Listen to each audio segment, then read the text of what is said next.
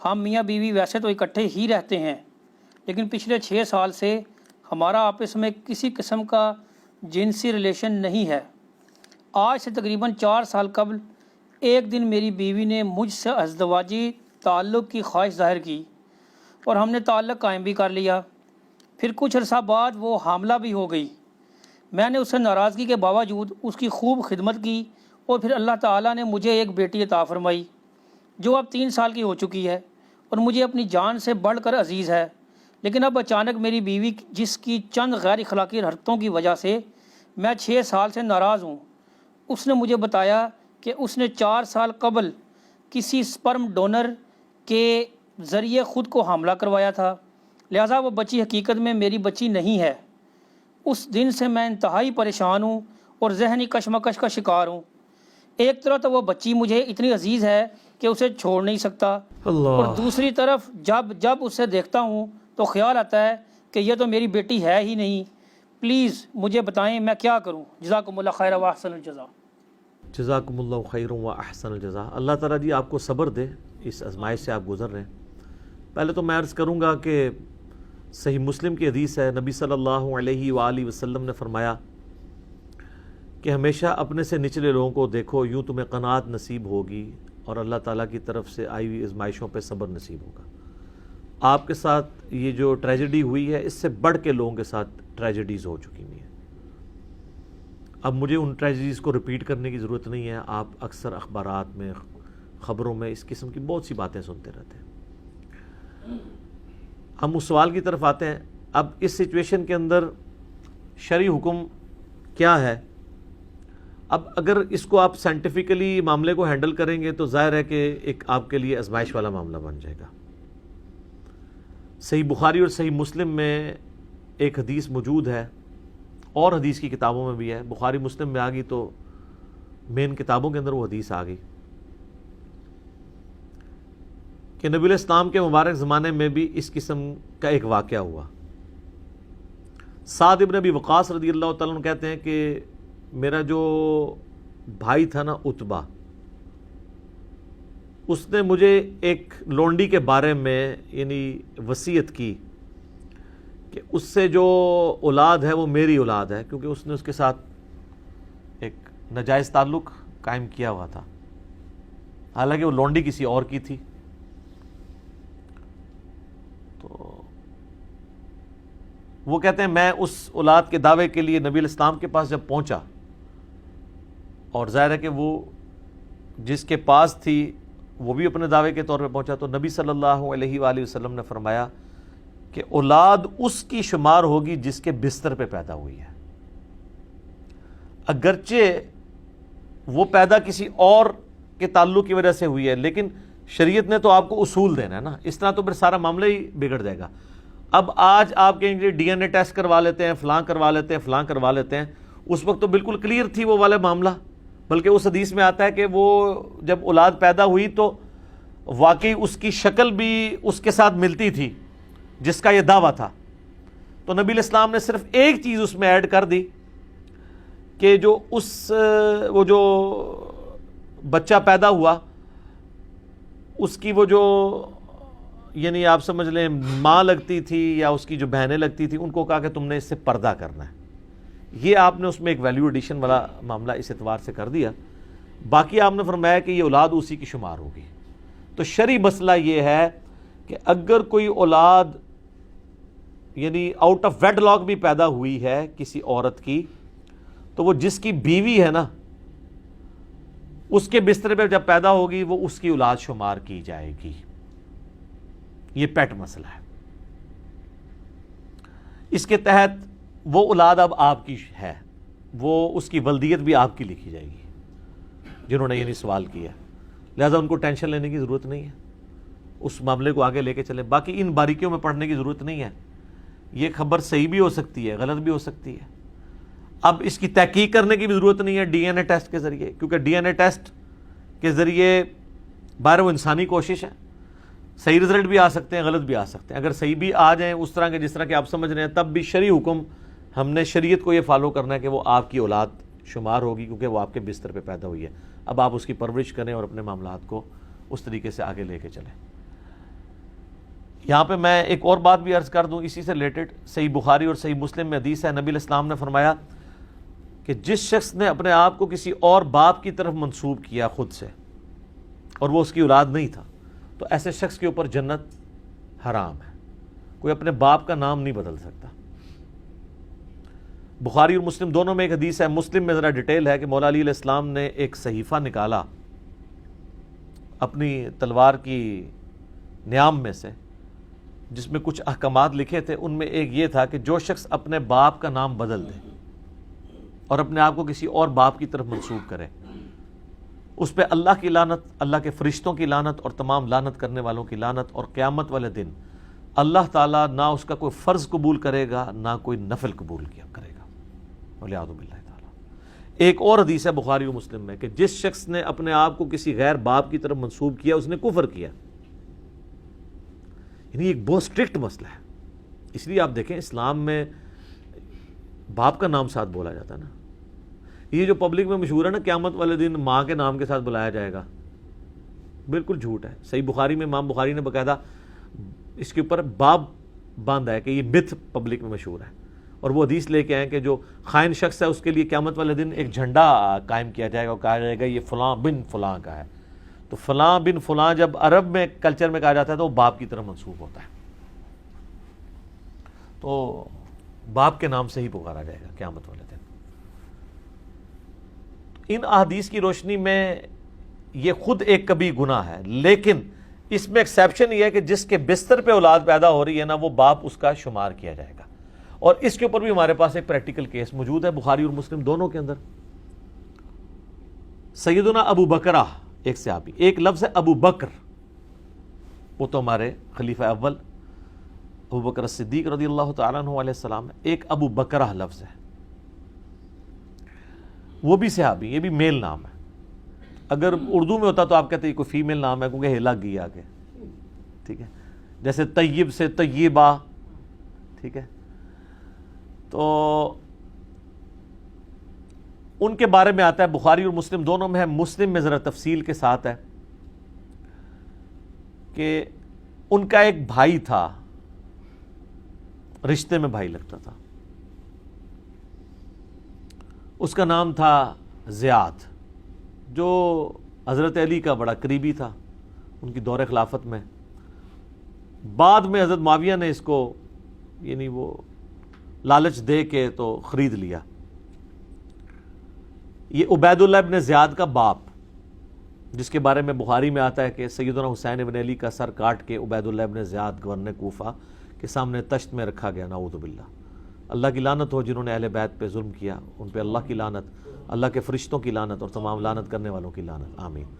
تو وہ عبید اللہ ابن زیاد کا باپ زیاد تھا، وہ گورنر کوفہ تھا، اس کے بعد یہ بنا، تو حضرت معاویہ کا وہ دستے راست بن گیا۔ حضرت معاویہ وہ بہت بہادر دلیر آدمی تھا، ہے شیعان علی میں سے تھا، اس کو ساتھ ملانے کے لیے حضرت معاویہ نے کہا کہ بھئی تیری ماں کے ساتھ میرے باپ نے زمانے جاہلیت میں بدکاری کی تھی اور تو اس سے پیدا ہوا تھا، لہذا آندہ سے تیرا نام جو ہے وہ زیاد بن ابی سفیان ہے، اس کا نام چینج کر دیا۔ اس کانٹیکسٹ میں بخاری مسلم میں حدیث ہے کہ وہ حضرت ابو بکرہ کا بھائی لگتا تھا رشتے میں، تو حضرت ابو بکرہ کو لوگ آگے کہتے ہیں کہ یہ جو حرکت کی ہے اس نے تیرے بھائی نے، یہ ٹھیک حرکت ہے؟ تو ان کا، اور وہ بندہ آگے کہتا ہے کہ میں نے تو سعد ابن ابی وقاص سے سنا ہے کہ جو شخص اپنے باپ کا نام بدل لے اس پہ جنت حرام ہے۔ تو ابو بکرہ کہتے ہیں تم سعد کی بات کرتے ہو، میں نے تو خود رسول اللہ سے ہی بات سنی بھی ہے، لیکن میں کیا کر سکتا ہوں، میرے بھائی نے جو حرکت کی ہے۔ وہ ان کا بھائی اس لیے لگتا تھا کہ وہ ان کے باپ کے بستر پہ پیدا ہوا تھا، تو سعد ابن وقاص نے یہ حدیث بیان کیا نا کہ بچہ اس کا جس کے بستر پہ پیدا ہوا ہے۔ اس طریقے سے اگر کوئی کسی کا کوئی آؤٹ آف ویڈ لاک تعلق تھا اور اس کی وجہ سے کوئی اولاد پیدا ہوگی ہے، تو اب وہ یہ نہیں ہے کہ جس نے وہ تعلق قائم کیا تو وہ اس کی اولاد شمار ہوگی۔ ابھی ایک سینسٹیو ٹاپک ہے، میں اس کو کنٹرول الفاظ میں ڈسکس کر رہا ہوں، یہ مطلب ضروری تھا۔ تو یہی وہ حدیث ہے جس کی وجہ سے بعض اہل حدیث علماء کو دھوکہ لگا، بعض عرب علماء کو بھی، انہوں نے کہا کہ جی جو شخص جو عورت شادی کے بعد اپنے نام کے ساتھ اپنے خاوند کا نام لگا لے تو اس پہ جنت حرام ہے. اندازہ کریں آپ. مثلا وہ کہتے ہیں کہ جی ایک عورت ہے, اس کا نام ہے رابعہ, اس کے باپ کا نام ہے محمود, تو اب اس کے نام لکھا جا رہا ہے رابعہ محمود. کل کو اس کی شادی ہو جاتی ہے کسی طیب نام کے لڑکے کے ساتھ. اب ظاہر پاکستانی شناختی کارڈ میں تو پھر اس کا نام وہ خود ہی لکھ دیتے ہیں رابعہ طیب, یہی لکھیں گے نا. تو وہ کہتے ہیں کہ اب اس نے اپنا نام باپ کی بجائے کسی اور باپ کی طرف, خدا کا نام ہے, شرم آتی ہے اس کو ڈسکس کرتے ہوئے بھی کہ وہ کسی باپ کی طرف نہیں, وہ اپنے خامد کی طرف اپنے آپ کو منسوب کر رہی ہے. اس نے اپنے باپ کا نام نہیں بدلا. اور شناختی کارڈ پہ آپ ذرا دیکھیں, شادی کے بعد جو شناختی کارڈ بنتا ہے اس پہ باپ کا نام نہیں لکھا ہوتا, خامد کا نام لکھا ہوتا ہے. تو حدیث کیسے فٹ ہو جائے گی؟ حدیث تو تب فٹ ہو کہ جب وہ اپنے باپ کے نام کی جگہ اس کا نام لکھوائے. وہ کہتا نہیں نام میں چونکہ ساتھ لگا تھا تو نام تو اس کا محمود ہے ہی نہیں تھا, نام اس کا رابعہ تھا. یہ تو ساتھ پکارنے کے لیے نسبت کے طور پہ تھا نا. اب جب اس نے طیب لگایا تو وہ شادی شدہ لوگوں کو بھی پتا ہے کہ یہاں پہ کلچرل ہے. اس نے رابعہ بنت طیب تو نہیں کر دیا نا. لیکن کامن سینس تو اتنی کامن نہیں ہوتی. علماء عرب نے باقاعدہ فتوے دیے ہیں کہ خامد, اہل حدیث علماء بھی ہیں ان فتووں کو لے کے چل رہے ہیں. تو میں نے بہت پہلے اس پہ ایک کلپ میں ریکارڈڈ ہے, کیا شادی کے بعد عورت اپنا نام بدل سکتی ہے یا خامد کا نام لگا سکتی ہے؟ تو بالکل لگا سکتی ہے. وہ یہ والی حدیثیں فٹ کرتے تھے. تو اس میں بھی میں نے بتایا تھا کہ یہ وہ جرم نہیں ہے, جرم یہ ہے کہ اگر وہ اپنے باپ کا نام بدل دیں. پھر میں نے کہا تھا, عرض کیا ہے کہ جن لوگوں کی وکالت آپ کر رہے ہیں, جس بنو امیہ کے آپ غلام بنے ہوئے ہیں اور ان کے غلط کرتوتوں کا آپ دفاع کر رہے ہیں, ذرا ان کی ہسٹری کھول کے دیکھیں. جو ایگزیکٹلی باپ چینج کرنے والا کام ہے وہ تو آپ کے ماموں نے کیا ہوا ہے. اس امت میں پہلا کام, اور یہ سر کوئی کہانی شریف نہیں ہے, بخاری مسلم ہے.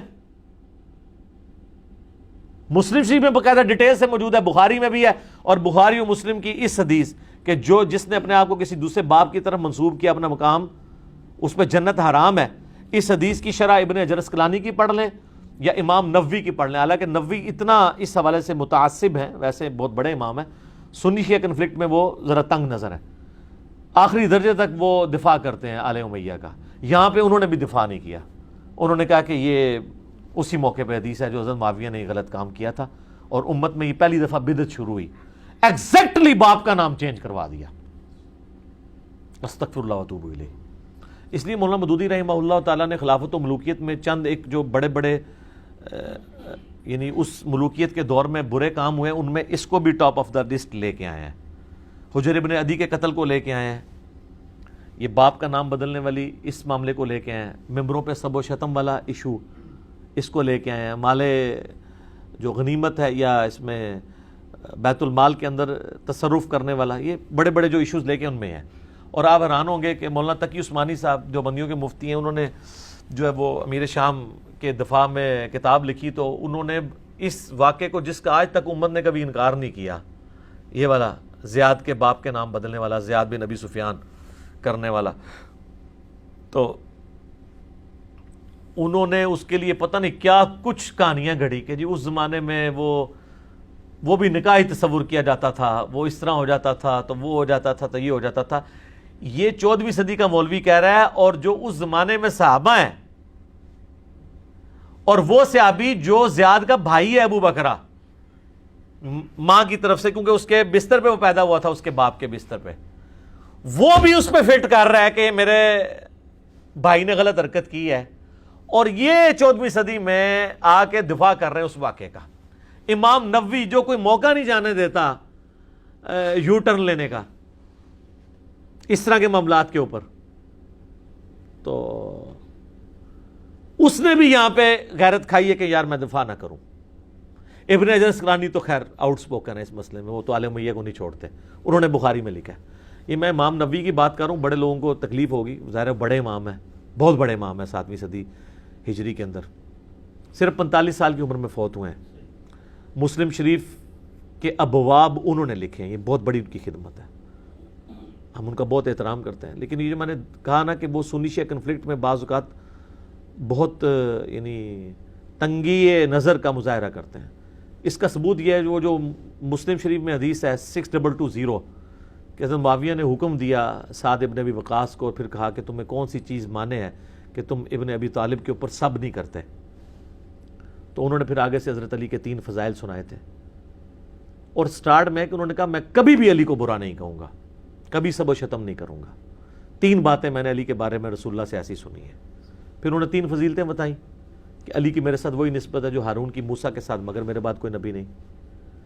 پھر کل میں اس شخص کے ہاتھ میں جھنڈا دوں گا جو اللہ اور اس کے رسول سے محبت کرتا ہے، اللہ اور اس کا رسول اس سے محبت کرتے ہیں۔ سیدنا علی کو جھنڈا دیا خیبر کا، ٹھیک ہے۔ اور تیسری آیت مبالغہ جب نازل ہوئی تو نبی علیہ السلام نے مولا علی، حسن حسین اور فاطمہ کو اپنی چادر کے نیچے لیا اور عیسائیوں سے مباہلے کے لیے پہنچے اور کہا کہ یہ میرے اہل بیت ہیں۔ یہ 3 فضیلتیں سعد ابن ابی وقاص نے گنوائیں۔ ان کا کہ یہ 3 فضیلتوں میں سے مجھے ایک بھی مل جاتی میرے لیے بڑی کافی تھی، سرخ اونٹوں سے بہتر تھی، تو علی کو میں کیسے برا کہوں جس کے پاس 3 فضیلتیں موجود ہیں۔ تو اس پہ امام نبوی نے پتہ کیا کہا ہے؟ یہ جو آج کل ناسبی جو جواب دے رہے ہیں، یہ نبوی نے ان کو سکھایا ہوا ہے۔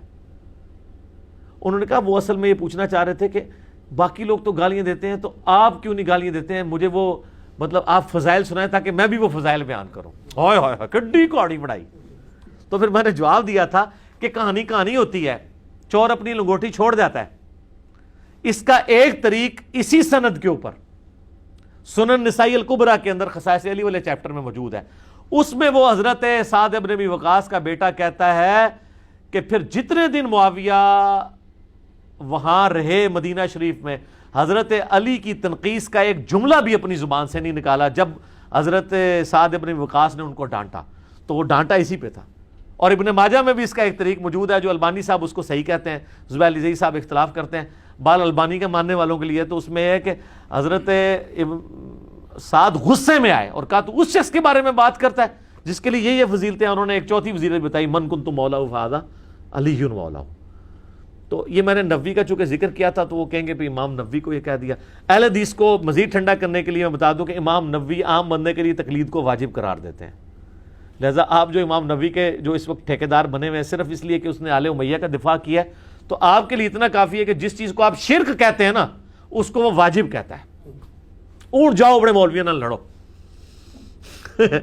ہاں جب وہ اہل حدیث کا تو پورا مسئلہ اس پہ کھڑا ہے، تقلید شرک نبوی کہتا ہے عام بندے کے اوپر واجب ہے، اور نبوی نو تسی رحمت اللہ تے چھوڑ کے کچھ اور کہنا شروع کر دینا ہے، ٹھیک ہے نا۔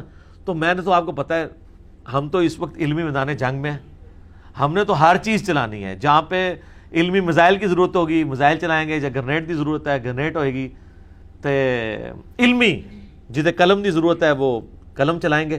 تو ان کو تو میں نے آر لگا دیا ہے کہ تسی تو پائی پہلے فکر کرو کہ وہ تقلید نو واجب کہنا ہے، تسی شرک کہندے ہو، شرک وڈا مسئلہ ہے، آل امیہ دا دفاع چھوٹا مسئلہ ہے۔ تو تواڈے سے اتنا ہی کافی ہے، کیونکہ یہ آج کل بڑا وہ امام نبوی رحمہ اللہ کر کے وہ نبوی کو، ان کو نبوی سے کوئی ہمدردی نہیں ہے، نبوی سے صرف اتنا ہمدردی ہے کہ وہ آل امیہ کا دفاع کرتا ہے، اور اس کے لیے وہ ملا علی قاری کے بھی اقوال لے آتے ہیں۔ حالانکہ ملا علی قاری کے اگر 2 اقوال ان کے حق میں ہیں تو 20 ان کے خلاف ہیں۔ تو میں نے اپنے ریسرچ پیپر میں بھی ڈال دی ہیں کہ انہوں نے کیا کیا جنگ صفین کے اوپر، امیر شام کے اوپر کیا کیا کامنٹس پاس کیے ہیں، عمار بن یاسر کے قتل کے اوپر کیا کیا کامنٹس پاس کیے ہیں، ٹھیک ہے۔ تو اتنے سخت الفاظ ہیں یہ سن بھی نہیں سکتے، اس لیے میں نے اس کو میٹھی پوڑی میں ان تک پہنچایا تھا۔ میں آج اس کو سکپ کر رہا ہوں۔ میرا ایک کلپ 3 لاکھ سے زیادہ لوگ یوٹیوب پہ دیکھ چکے ہیں، محمد بن عبد الوہاب شیعہ، جس میں نے تلک عشرۃ کاملہ 10 حوالے ان کے بیٹے کی کتاب سے پیش کیے تھے، اور میں نے کہا تھا کہ یہی باتیں بڑے نرم انداز میں ہم کرتے ہیں تو ہمیں یہ گالی دینے کی کوشش کرتے ہیں جو ان کو پلٹ کے پڑتی ہیں ناسبیت کی شکل میں۔ تو جبکہ ان کے امام جن کو یہ بڑا امام سمجھتے ہیں انہوں نے تو یہ باتیں کی ہیں، ٹھیک ہو گیا جی۔ اللہ تعالیٰ سے دعا ہے جو حق بات میں نے کہی اللہ تعالیٰ ہمارے دلوں میں راسخ فرمائے۔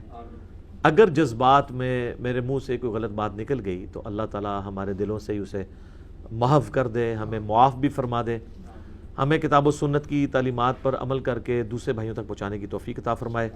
سبحانک اللہم و بحمدک، اشہد ان لا الہ الا انت، استغفرک و اتوب الیک، وما علینا الا البلاغ المبین۔